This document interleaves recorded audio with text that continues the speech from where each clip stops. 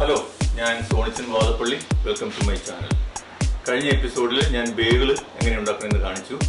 അപ്പോൾ ഈ എപ്പിസോഡിൽ ഞാൻ കാണിക്കാൻ പോകുന്നത് നമുക്ക് ബേഗിൾ എങ്ങനെ നല്ലൊരു സാൻഡ്വിച്ച് ആക്കാം.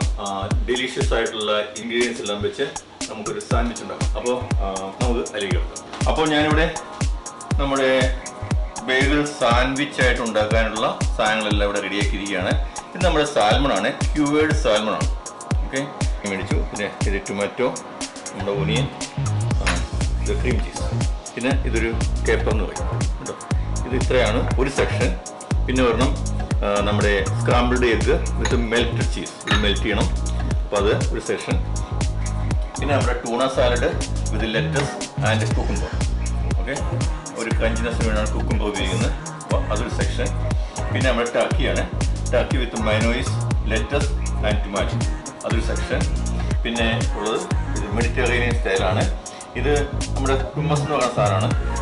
പിന്നെ roasted red pepper, red bell pepper. Okay, പിന്നെ നമ്മുടെ കുക്കുംബർ ഉണ്ട്, ഒലിവ് ഉണ്ട്, പിന്നെ ഫെറ്റ ചീസാണ്. അപ്പോൾ ഇത്രയും ഐറ്റംസ് കൊണ്ട് നമ്മൾ നല്ല സാൻഡ്വിച്ച് ഉണ്ടാക്കാൻ പോകുന്നു. അപ്പോൾ ഞാൻ ഈ ബേഗിളെല്ലാം 1 by 1 ആയിട്ട് കട്ട് ചെയ്ത് എല്ലാത്തിനും ഫില്ല് ചെയ്യട്ടെ കേട്ടോ.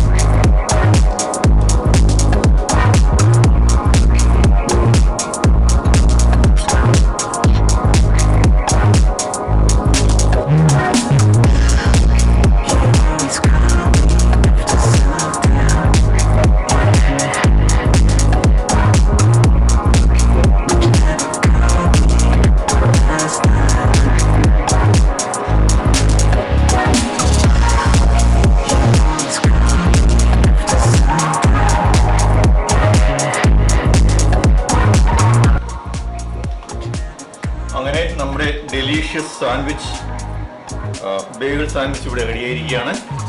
നിങ്ങളും ട്രൈ ചെയ്ത് നോക്കുക. എന്നിട്ട് കമൻസിൽ നിങ്ങളുടെ കമൻറ്റ് ഇടണം. നമുക്ക് അടുത്ത വീഡിയോ വരുന്നവരെ കാത്തിരിക്കാം. Thank you for watching.